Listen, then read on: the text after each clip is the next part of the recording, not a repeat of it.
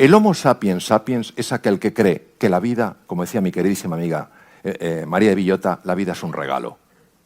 Sabe que la vida tiene sus dificultades, pero que la vida nos quiere, que la vida nos ama, que la vida desea nuestro triunfo.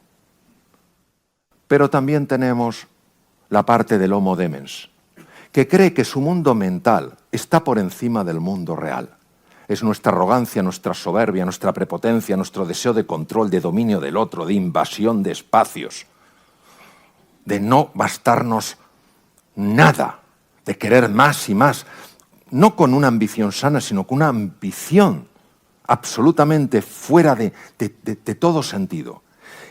Y claro, cuando este mundo mental alterado, que genera ruido, se colapsa con el mundo real, uno se siente amenazado, vive angustiado, vive alborotado y cree que el problema es del mundo real y no se cuestiona que a lo mejor el problema es de su mundo mental.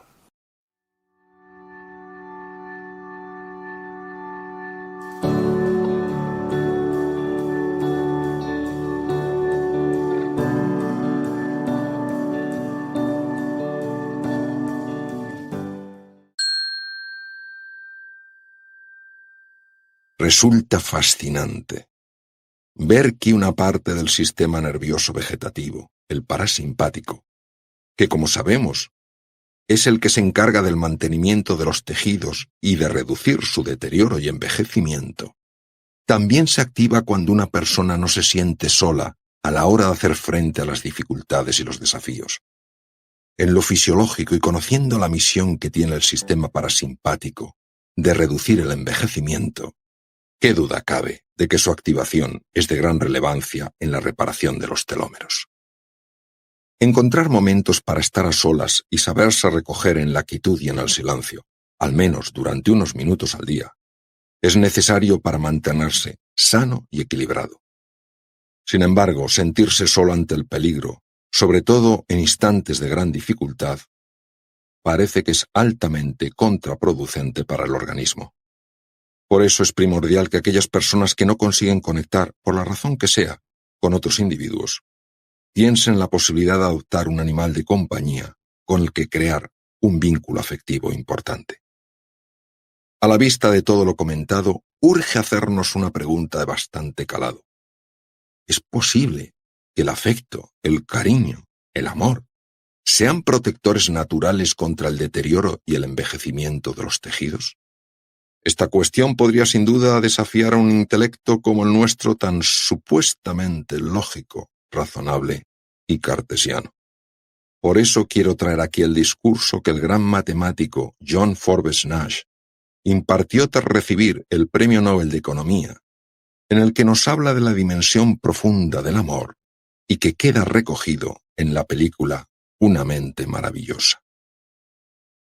Yo siempre he creído en los números, en las ecuaciones ilógicas que llevan a la razón.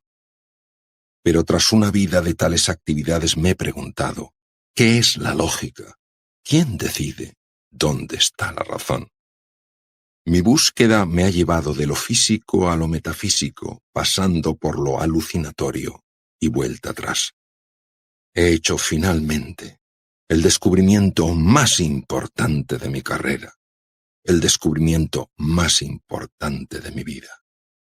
Es solo en las ecuaciones misteriosas del amor donde se puede encontrar la verdadera lógica, la auténtica razón.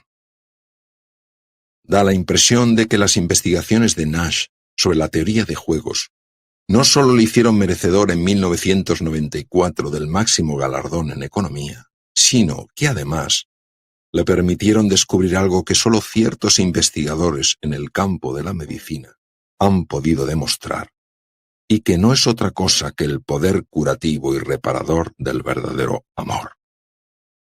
Resulta curioso que cuando nos sentimos amenazados por los demás, cuando vemos al otro no solo como distinto, sino también como distante, nuestra fisiología, el funcionamiento de nuestro cuerpo cambia radicalmente. Esto es la consecuencia de activar el piloto de alarma, el detector de peligro. A nadie se le escapa que el mayor número de víctimas que la humanidad ha padecido no ha sido causado por fenómenos naturales como pueden ser los terremotos o los huracanes, sino que la mayoría de las víctimas en su conjunto han sido por un lado el resultado de las enfermedades y por otro el de la violencia de las personas. Solamente durante la Segunda Guerra Mundial hubo más de 50 millones de muertos. Por eso, porque la violencia forma parte de la condición humana, tenemos un sistema llamado de neurocepción que nos permite reconocer si quien se acerca lo hace con buenas intenciones o no.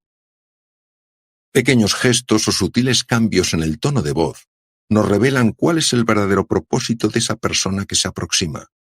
No es un sistema infalible, pero sí resulta bastante preciso y ventajoso. Es importante recordar que cuando nos sentimos en peligro y se activa nuestro piloto de alarma, el sistema nervioso simpático también se activa, movilizando sangre a los músculos por si tenemos que defendernos, quedarnos muy quietos o salir corriendo de allí. Cuando esta zona del sistema nervioso se activa, comienza a consumir gran parte de la energía que se genera a partir del metabolismo energético, conjunto de reacciones celulares encaminadas a obtener, a partir de la glucosa, los ácidos grasos y el oxígeno, la energía que se precisa para que la célula pueda llevar a cabo sus distintas funciones. Al producirse la activación del sistema nervioso simpático y demandar éste para su funcionamiento tal cantidad de energía, se reduce la disponible para que el otro sistema, el parasimpático, pueda cuidar de las células, favorecer su función y reducir el desgaste que experimentan. Por eso las personas que viven crónicamente tensas, asustadas o enfrentadas siempre a los demás y al mundo, experimentan con frecuencia un mayor deterioro de sus tejidos y un envejecimiento más precoz. Esto quiere decir que muchas enfermedades están desencadenadas parcial o totalmente por esta sensación de sentirse siempre en peligro. La propia impresión de verse amenazado puede, además, aumentar la producción de las citoquinas inflamatorias, sustancias muy dañinas para gran número de células del organismo. En un experimento llevado a cabo por la Universidad de Heidelberg, en Alemania, se entrevistó a un joven médico que optaba a una plaza en un hospital adscrito a dicha universidad. Sin que aquel médico lo supiera, estaba formando parte de una investigación. Además de existir una cámara oculta para ver sus reacciones, los entrevistadores representaban un papel. Se trataba de hacer que el aspirante a dicha plaza se sintiera incómodo con las preguntas, comentarios y miradas de los miembros del tribunal.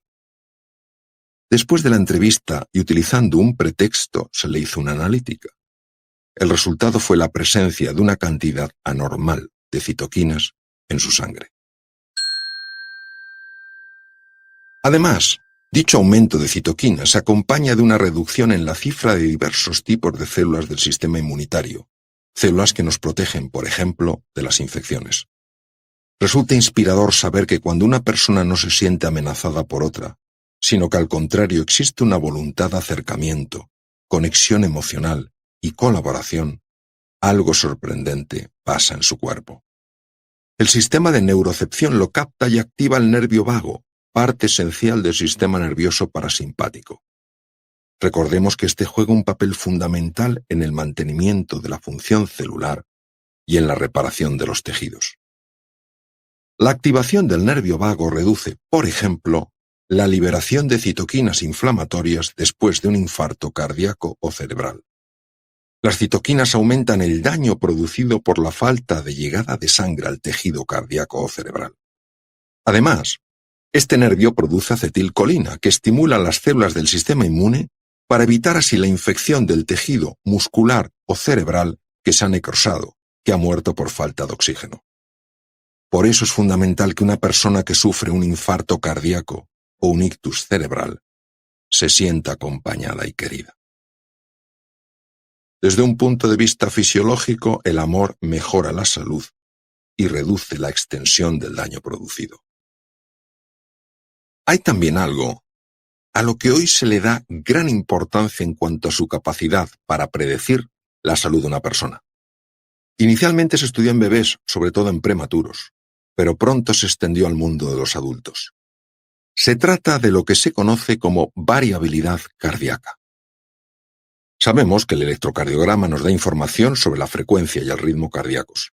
Sabemos, por ejemplo, que los deportistas tienen menor frecuencia cardíaca porque al tener corazones más robustos y entrenados, pueden mantener la oxigenación de las células con un menor número de contracciones. Por otra parte, las arritmias, las alteraciones en la regularidad del ritmo cardíaco, si son como las extrasístoles auriculares aisladas, suelen carecer de especial importancia. No obstante, cuando son de otro tipo, como por ejemplo la taquicardia ventricular, sí tienen una extraordinaria relevancia. Por eso, algunas clases de arritmias han de ser tratadas con distintos métodos para evitar así problemas mayores. Hay, sin embargo, un tipo de arritmia fisiológica completamente normal y que se denomina arritmia respiratoria. En este caso, el corazón late más deprisa durante la inspiración y más despacio durante la expiración. Para detectarla hay que hacer medidas más precisas que la simple observación de un electrocardiograma de reposo. Lo más interesante en este sentido es que cuanto mayor sea la diferencia entre el aumento de la frecuencia cardíaca durante la inspiración y la disminución de la misma durante la expiración, mejor funciona ese corazón y más sano está. A esto se le llama variabilidad cardíaca. Por consiguiente, tener una mayor variabilidad cardíaca indica mejor salud que tener una menor. La variabilidad cardíaca depende del buen funcionamiento de una de las partes del nervio vago. Esta parte, llamada vago anterior, se origina en el denominado núcleo ambiguo del bulbo raquídeo, en el tronco del encéfalo, y termina mayoritariamente en el corazón. Los bebés prematuros que nacen con un menor desarrollo del nervio vago anterior tienen más riesgo de muerte súbita. Muchas investigaciones llevadas a cabo en este sentido demuestran que la variabilidad cardíaca se incrementa cuando uno practica en su interior la compasión hacia otros seres humanos. Recordemos que un aumento de la variabilidad cardíaca indica una mejoría importante en la salud. Hay momentos en los que esas alteraciones de la frecuencia cardíaca durante la respiración adoptan un patrón muy armónico caracterizado por ondas de gran amplitud. Cuando este patrón se produce, hablamos de coherencia cardíaca. El estado de coherencia cardíaca se asocia a la reducción en las cifras de cortisol. No hay que olvidar el efecto dañino de las elevaciones prolongadas en el tiempo del cortisol, y a una elevación de la dehidroepiandrosterona, DHEA. La DHEA es una hormona precursora de los estrógenos y de la progesterona, producida por la zona reticular de las glándulas suprarrenales, que, como su nombre indica, se encuentran situadas encima de ambos riñones. Los bajos niveles de DHEA se han asociado a diversos trastornos inmunes, agotamiento, obesidad abdominal, enfermedad cardíaca y diabetes. Sin embargo, los niveles elevados de DHEA, que como he comentado se producen en los estados de coherencia cardíaca, tienen los siguientes efectos. Reduce la intensidad de los cuadros de ansiedad o depresión, mejora la memoria, protege al corazón, genera sentimientos de bienestar, energía y vitalidad, estimula la actividad protectora del sistema inmune, reduce las cifras de colesterol, favorece el crecimiento de la masa muscular y ósea. La DHEA, asimismo, reduce el envejecimiento y es un antagonista natural del cortisol. Ambos pueden ser medidos no solamente en sangre, sino también en saliva mediante técnicas de radioinmunoensayo. Además, los estados de coherencia cardíaca aumentan los niveles en sangre del factor natriurético atrial, ANF, el cual interviene en la regulación del equilibrio de agua y sales minerales, teniendo un efecto regulador sobre vasos sanguíneos, riñones, glándulas suprarrenales y cerebro. Curiosamente, cuando además de estarse registrando el estado de coherencia cardíaca, se está registrando simultáneamente el ritmo cerebral a través de un electroencefalograma, se ve que el propio cerebro empieza a cambiar su ritmo y que los dos hemisferios cerebrales incrementan su grado de interacción, algo que se conoce como sincronización cerebral. Cuando ambos hemisferios, el izquierdo más calculador, conceptual y organizador, mejora su comunicación con el derecho más imaginativo y más emocional, también se mejora la atención, la comprensión y el aprendizaje. De igual modo, la sincronización cerebral favorece el proceso creativo y por eso se encuentran nuevas soluciones para viejos problemas. Por si esto fuera poco, a través de un electrogastrograma, una tecnología capaz de medir la actividad eléctrica del estómago. No olvidemos que el tubo digestivo tiene 500 millones de neuronas, un número 5 veces superior al de las neuronas de la médula espinal. Se puede observar que el estómago y el tubo digestivo, en general, también se sincronizan con el corazón y el cerebro. Da la sensación de que el nervio vago y el sistema nervioso parasimpático en su conjunto contribuyen a que las distintas partes del organismo funcionen de una manera colaborativa. Esto es importantísimo para el mantenimiento de nuestro equilibrio interno u homeostasis. No olvidemos tampoco que el correcto funcionamiento del tubo digestivo es esencial para mantener nuestra salud, tanto la mental como la física. El tubo digestivo no solo está relacionado con la absorción a partir de la ingesta de los nutrientes que sirven de combustible a las células y también como material de construcción, sino que además establece una conexión fundamental con el cerebro. El adecuado funcionamiento del tubo digestivo depende directamente de otra rama del nervio vago que se denomina vago posterior. Cuando una persona se siente amenazada frente a otro ser humano, se activa, como hemos visto ya, el sistema nervioso simpático que nos prepara para el ataque, el bloqueo o la huida. Y también se produce simultáneamente una inhibición del nervio vago. Si la energía de ir a los músculos para que seamos más fuertes durante el ataque o más rápidos durante la huida, no parece que tenga mucho sentido derivar parte de esa energía para que el tubo digestivo funcione correctamente. De lo que no cabe duda es de que la activación de este mecanismo de protección frente a la amenaza hace que paguemos un elevado precio, sobre todo si dicha activación se mantiene en el tiempo. Es importante recordar que cuando nos sentimos amenazados, angustiados, impotentes o desesperanzados, existe una activación sostenida del sistema nervioso simpático que es claramente contraproducente para la salud de las células. Hemos visto también la extraordinaria importancia que tiene el sistema nervioso parasimpático y sobre todo uno de sus componentes, el nervio vago, en todo lo que es la reparación y el mantenimiento del organismo. Y cómo las situaciones de excesiva tensión emocional activan de forma intensa y sostenida el sistema nervioso simpático, perjudicando la salud y la longevidad. Finalmente, hemos explorado cómo en las relaciones, en las que se produce un acercamiento a otro ser humano con el sincero deseo de crear vínculos de afecto y colaboración, existe una mayor activación del sistema nervioso parasimpático. Por eso sería interesante descubrir alguna práctica o sistema que fuera capaz de producir una potenciación del sistema parasimpático del nervio vago. Esto tiene máxima relevancia cuando el equilibrio simpático-parasimpático se ha perdido, como por ejemplo, cuando alguien está experimentando una gran tensión emocional. La hipertensión arterial somete al corazón y a las arterias a un exceso de trabajo que con el paso del tiempo, si esta hipertensión no se consigue controlar adecuadamente, puede acabar pasando factura. La presión excesiva a la que se ven sometidas las arterias puede generar un endurecimiento de las mismas y una lesión de su capa más interna, la íntima. Esta es la que está en contacto con la sangre y por eso la lesión de la íntima favorece la aparición de una trombosis, que al taponar la arteria impide que los tejidos reciban suficiente sangre. Dicha situación es especialmente grave cuando la falta de riego afecta al corazón o al cerebro, dando lugar a los temidos infarto cardíaco e ictus cerebral.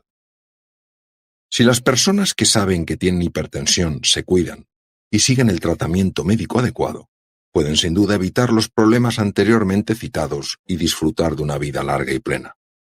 El peligro lo tienen aquellas que o no saben que la sufren o tienen una que resulta muy difícil de controlar a pesar de reducir el consumo de sal, mantener una nutrición adecuada, practicar con regularidad ejercicio físico y seguir la medicación apropiada. Una campaña informativa que favorezca la revisión periódica de la tensión arterial puede detectar las hipertensiones silentes. Sin embargo, ¿cómo tratar esas otras mucho más resistentes al tratamiento médico? Entre los científicos que más han ayudado al estudio de la hipertensión, desde un punto de vista totalmente nuevo, destaca el Dr. Herbert Benson. En los años 70, Herbert Benson, un cardiólogo que a la sazón trabajaba como profesor asociado en el Hospital Deaconess, uno de los principales centros adscritos a la Universidad de Harvard en Boston, se enfrentaba a un problema aparentemente insoluble: el de abordar el tratamiento de la hipertensión arterial de una forma radicalmente diferente al establecido por la medicina tradicional. Estaban así las cosas cuando, por una de esas sorprendentes casualidades o tal vez sincronicidades que hay en la vida, cayó en manos de Benson una obra muy especial. Se trataba aparentemente de un simple libro de viajes, aunque para la mirada astuta de aquel cardiólogo no pasó desapercibida la relevancia médica de algo que se describía en él. El libro era el relato de un viaje que una valiente mujer norteamericana de ascendencia oriental había hecho a los Himalayas y específicamente al Tíbet. En la época en la que aquella aventura tuvo lugar, la comunidad budista tibetana vivía todavía en su país de origen, el Tíbet. Años después, los monjes budistas, liderados por el actual Dalai Lama, tuvieron que buscar refugio en el norte de la India ante la invasión del Tíbet por China, la quema de cientos de monasterios y el encarcelamiento de muchos monjes y monjas budistas. La autora de aquel libro describía en uno de los capítulos el haber visto con sus propios ojos cómo aquellos monjes hacían una práctica de meditación que tenía unos efectos asombrosos. Envueltos en sábanas empapadas en agua, cuya temperatura estaba cercana al punto de congelación, conseguían secarlas con el calor que emitían sus torsos desnudos. Los médicos sabemos que es imposible que un cuerpo humano alcance la temperatura necesaria para poder secar sábanas envueltas en agua prácticamente helada. Sorprendentemente, Benson, lejos de pensar que aquella escritora se inventaba algo fantástico, sí dio credibilidad a su descripción. Él se planteó algo que pocos médicos habrían hecho. Tal vez aquellos monjes no elevaban la temperatura del interior de su cuerpo, lo cual desde luego es incompatible con la vida, ya que a determinadas temperaturas los procesos celulares se paralizan, sino que eran capaces de elevar tan solo la temperatura de la piel, de tal manera que la transformaran en una especie de radiador viviente. Fue entonces cuando, intuyendo que podía estar ante un avance asombroso en el campo de la medicina mente-cuerpo, el Dr. Benson tomó la resolución de viajar al norte de la India para poder hacer allí registros científicos de los monjes haciendo meditación. Benson necesitó de varias conversaciones con el Dalai Lama, conversaciones que se alargaron a lo largo de todo un año para que la máxima autoridad del budismo tibetano le permitiera hacer dichos registros. Finalmente lo autorizó, si bien cada monje debía además dar individualmente su consentimiento. Con una beca del Instituto de Salud norteamericano, Benson y un equipo de científicos viajaron hasta la India, donde vive actualmente la comunidad budista tibetana a 7.000 pies de altura. Había tres cosas que el Dr. Benson sabía antes de realizar el viaje. La primera era que la medicina tradicional no ofrecía por entonces ninguna alternativa. La segunda era que la activación del sistema nervioso simpático, la cual tenía lugar cuando las personas hipertensas experimentaban una situación de estrés importante, producía un incremento aún mayor de su tensión arterial. Qué difícil era que estos enfermos, lo mismo que cualquier otro ser humano y ante situaciones que producen enfado, preocupación o ansiedad, no activaran automáticamente su sistema nervioso simpático. La tercera cosa que Benson sabía, al igual que muchos otros médicos, era que la activación del sistema nervioso parasimpático podía por sí sola reducir la presión arterial, protegiendo así tanto a las arterias como al corazón. Esto se había descubierto gracias a múltiples estudios con animales de experimentación y fundamentalmente en gatos y ratas. De hecho, el doctor Walter Rudolf Hess obtuvo en 1949 el Premio Nobel de Fisiología por sus hallazgos en la organización funcional del diencéfalo y por la manera en la que éste coordinaba las funciones de los órganos internos. El médico suizo hizo un mapa altamente preciso de esa región central y profunda del cerebro llamada diencéfalo. Dentro de este, y en una parte muy pequeña y oculta del mismo llamada hipotálamo, este oftalmólogo, convertido posteriormente en investigador, localizó uno de los núcleos más importantes del sistema nervioso parasimpático, bautizado con el nombre de núcleo trofotrópico del hipotálamo, que significa núcleo ahorrador de energía y que corresponde al núcleo anterior del hipotálamo. Lamentablemente, la localización del núcleo principal del sistema parasimpático en el hipotálamo no parecía añadir ningún valor a la búsqueda de Benson de cómo ayudar a sus pacientes hipertensos a regular mejor su hipertensión arterial. La posibilidad de que una persona hipertensa o no pudiera activar el núcleo del diencéfalo de forma voluntaria se consideraba por entonces completamente imposible. Después de leer el relato en el libro de viajes, Herbert Benson sabía que el responsable del aumento de temperatura de la piel tenía que ser el centro trofotrópico del hipotálamo descrito años antes por Hess, ya que la activación intensa del sistema nervioso parasimpático produce un incremento de la temperatura de la piel. Sin embargo, la medicina tradicional consideraba imposible acceder conscientemente a dicho centro en las profundidades del cerebro. ¿Sería posible que aquellos monjes tibetanos hubieran encontrado un camino para activar tal núcleo? Si esto fuera así, quizá ese mismo procedimiento que usaban para secar las sábanas podría ser aplicado por sus pacientes hipertensos para controlar su hipertensión.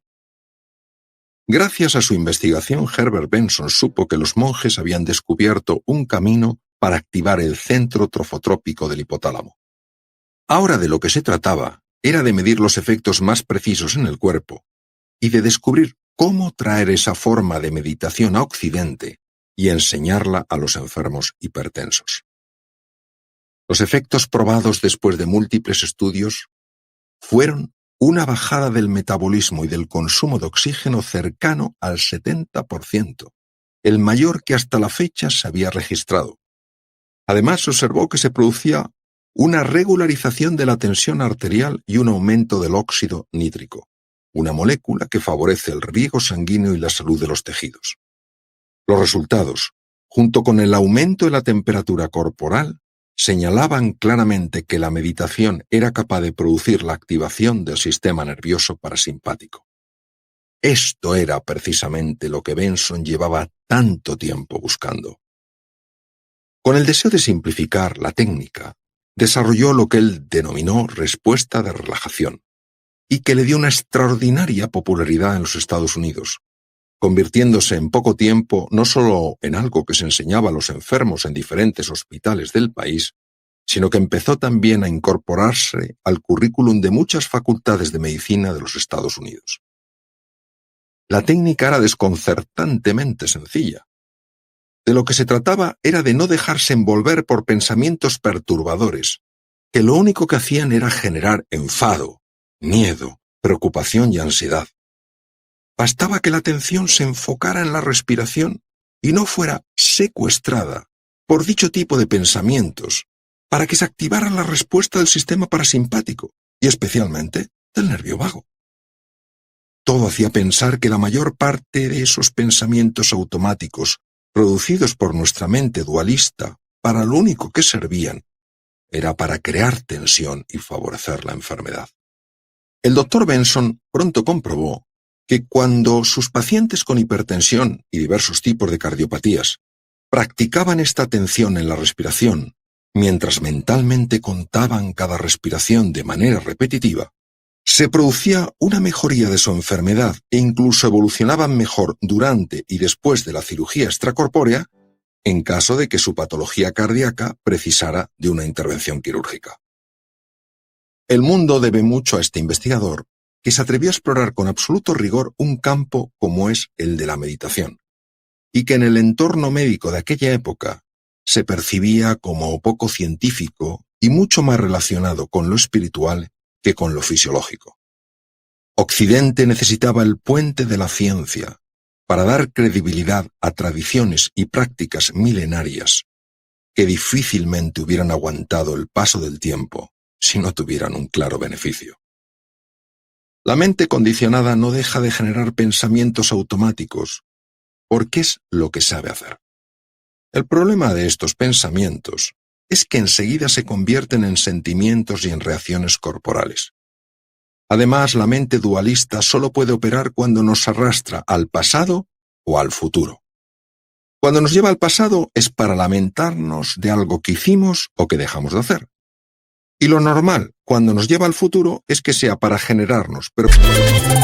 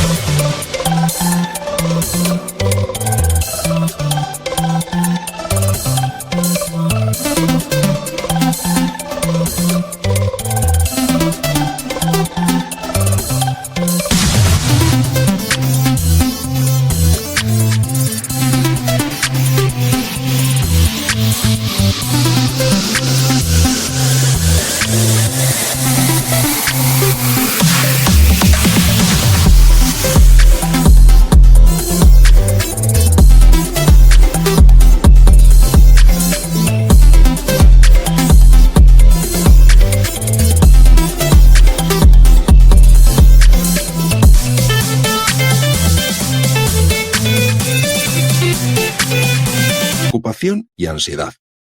La meditación, sobre todo la práctica del mindfulness, al estabilizar la atención en el presente, lo que evita no es que se sigan generando pensamientos automáticos, sino que estos nos arrastren hasta el pasado o hacia el futuro. El mindfulness, que es un cultivo de la atención, lo que nos invita es a volver al presente, a volver a traer la atención al aquí y a la ahora. Para ello, utiliza una referencia fundamental que es la respiración. Por eso, prestar atención a los movimientos de la respiración y a las sensaciones del cuerpo mientras respiramos nos hace mantenernos en dicho presente. Al hacer este entrenamiento de la atención, hay un momento en el que la mente dualista se aquieta, y aunque siguen surgiendo pensamientos, estos pasan sin que nuestra atención quede apresada y envuelta en ellos. Los vemos pasar, pero ya no nos atrapan. El Dr. Benson enseñaba a sus enfermos a contar mentalmente las respiraciones, porque para muchos de ellos esta era la manera más efectiva de no dejarse absorber por pensamientos automáticos, por esa voz interior que no cesa de emitir ruido y de generar tensión. Una vez que se estabiliza la atención y la mente dualista se calma, el sistema nervioso parasimpático se activa. En el sueño también se activa este sistema, favoreciendo la reparación psicológica y física del organismo. No dormir lo suficiente, 7 u 8 horas diarias, reduce la capacidad de mantenernos atentos y de aprender, además de producir la activación del sistema nervioso simpático con las consecuencias negativas que esto conlleva. A través de las prácticas contemplativas que estabilizan la atención en el presente, ya sea a base de contar mentalmente, de observar la respiración o de prestar atención a las sensaciones corporales, no solo se produce una mejoría del funcionamiento del cuerpo, sino que empiezan a sanar heridas emocionales que se produjeron, muchas veces, cuando éramos niños y de las cuales, por supuesto, no somos para nada conscientes.